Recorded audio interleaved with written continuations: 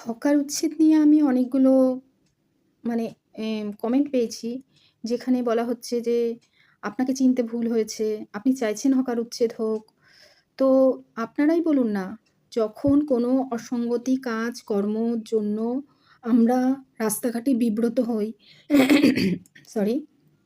বিব্রত হই বলতে ধরুন আমরা অফিস টাইমে যখন দমদম যাচ্ছি, দমদমের পরিস্থিতিটা দেখতে পাচ্ছেন? আগেও কিন্তু হকারদের জন্য নোটিশ দেওয়া হয়েছিল, কিন্তু রুলিং পার্টির জন্য তারা বেঁচে গেছে। কিন্তু এখানে এসছে ডবল ইঞ্জিন সরকার।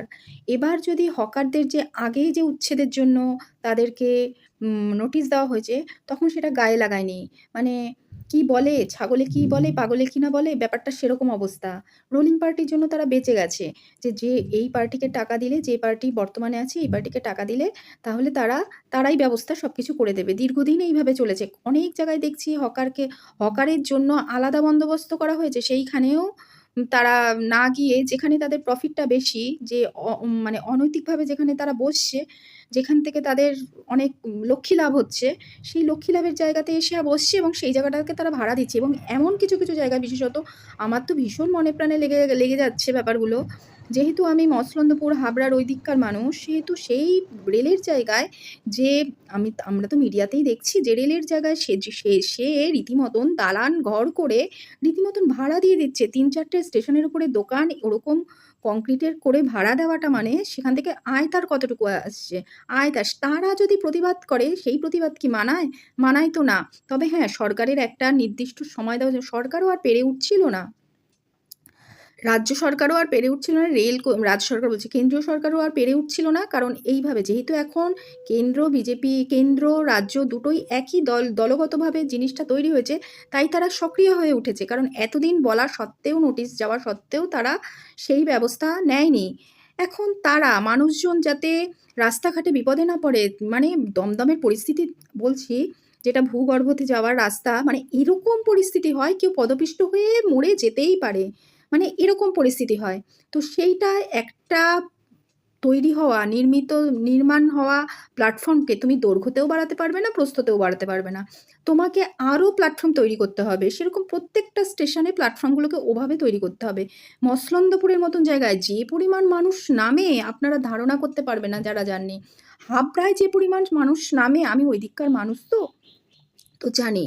কিভাবে দোকানদাররা জায়গা ঘিরে, সাইড তো আছেই, মাঝখানটা ঘিরে কিভাবে বসে থাকে এবং তাদের যে বিহেভিয়ারগুলো, যদি তুমি দোকান থেকে জিনিস না কেনো, তাদের দোকানের সামনে দাঁড়াও, মানে প্ল্যাটফর্মে তাদের দোকান আছে মানে তাদের সেই দোকানের সামনে দাঁড়ানো যাবে না। এগুলো অনেক পুরনো কথা হয়ে গেছে। এগুলো আমি আগেও বলেছি এবং অনেক মানুষও বলেছে।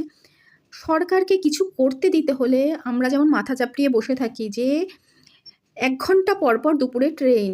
সেখানে তারা সেই জায়গাটাকে যদি একটা ভালো কাজে লাগাতে পারে, সেখানে যদি আরও শিল্পের কথা চিন্তা করে যে তাদের যদি সেখান থেকে তাদেরও আয়েরও ব্যবস্থা করতে হবে, প্লাস মানুষকে সুরক্ষিত রাখতে হবে।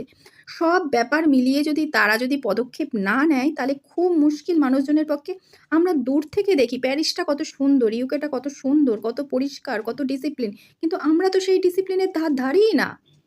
আমার কোনটাতে সুবিধা অনৈতিক কাজ করে সেইখানে আমরা চুপ করে থাকি। আর যেটা নৈতিকতার মধ্যে পড়ে সেইটাকে নিয়ে আমরা কিছুই, মানে অনৈতিক কাজগুলো করতে, করতে না আমাদের এরকম করতে, করতে আমাদের অভ্যাস হয়ে গেছে।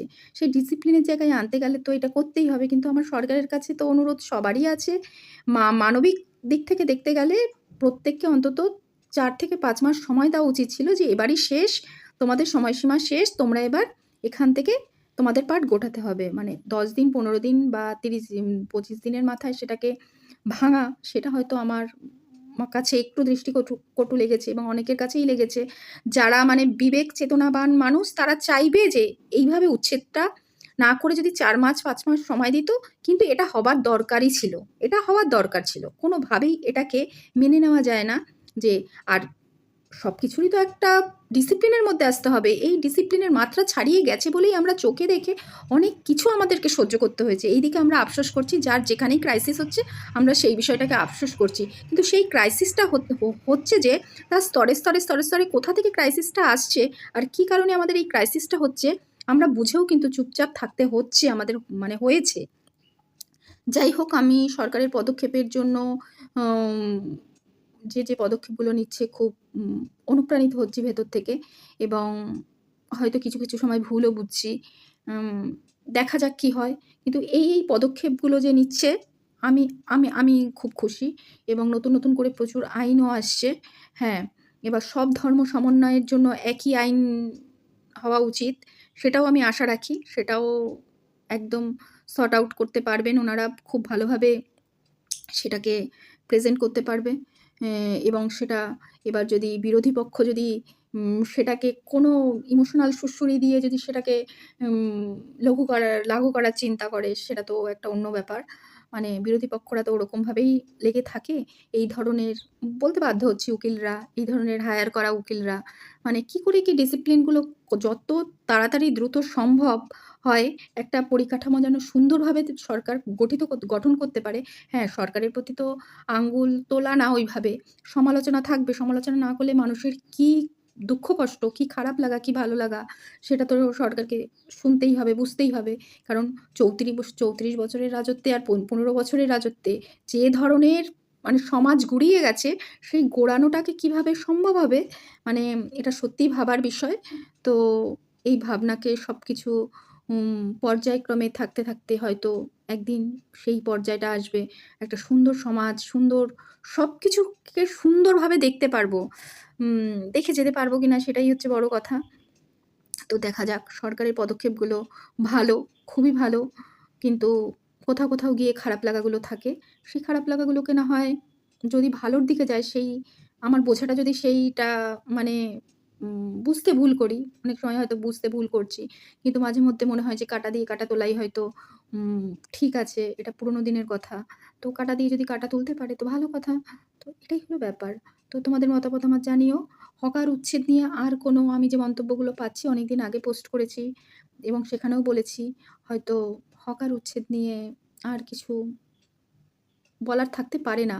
সভ্য ভারতের সুশিক্ষিত মানুষ যদি হয়ে থাকো বিবেচনা করে দেখতেই পারো এইসব বিষয়ে যে সরকার যেটা করছে সেটা ঠিকই করছে কিনা। রাজ্য সরকার, কেন্দ্রীয় সরকার মিলে ডবল ইঞ্জিন সরকার বলেছে, মাথায় রাখতে হবে।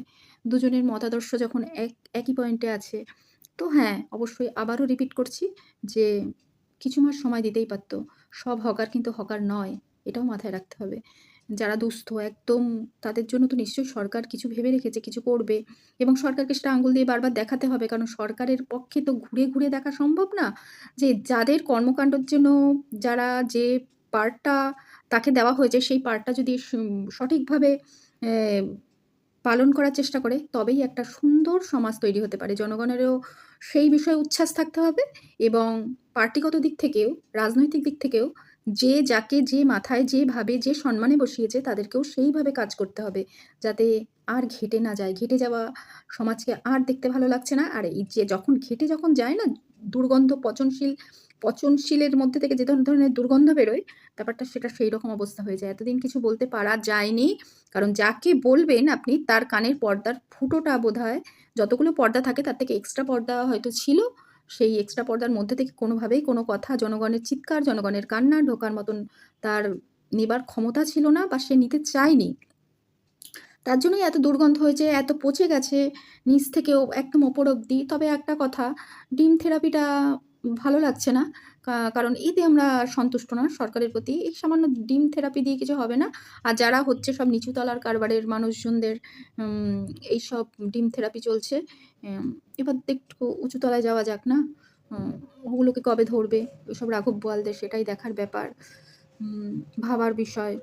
আর মমতা ব্যানার্জি হয়তো প্রাক্তন হয়তো তার হাত পা ভেঙে যাবে যখন তার ভাইপো জেলে যাবে বা শ্রীঘরে যাবে সেটারই আশা করা যাচ্ছে। তবে তার নিচে যারা আছে তারা কেউ পোষ্য বাচ্চা নয়, দুধের কোলের শিশু নয়। যে তাদেরকে নিয়েও তারা একটা ওই পদ এই দলের বর্তমান দলের একটা পদ পেয়ে গেল বলে উম তাদেরকে ঢাকা-চাপা দিয়ে দেওয়া যাবে। কোথাও গিয়ে ওখানে আমার দৃষ্টিকটু লাগছে। যে আপনাদের মতামত আমাকে অবশ্যই জানাবেন। কোথাও গিয়ে ওখানে দৃষ্টিকটু লাগছে। ঢাকা-চাপা দেওয়ার কিছু নেই। পাপ করলে করাপ্টেড হয়ে যাওয়া সমাজটাকে তো ঠিকঠাক করতে হবে। জনগণের জন্যই তো সরকার। উম সরকারের জন্য জনগণ নয়, জনগণের জন্যই সরকার। মানে জনগণ চাইছে একজন ভালো মানুষ আমাদেরকে সুশাসনের মধ্যে রাখবে, ভালোভাবে রাখবে। ঠিক রামচন্দ্রের মতন স্নেহও করবে, আবার শাসনেও রাখবে। ব্যাপারটা সেরকম। দেখা যাক কতদূর রামচন্দ্র হতে পারেন তিনি। রামের চরণে যেহেতু নিজেকে নিবেদন করা হয়েছে এবং জনগণকেও যথেষ্ট সতর্ক থাকতে হবে, এই হলো ব্যাপার।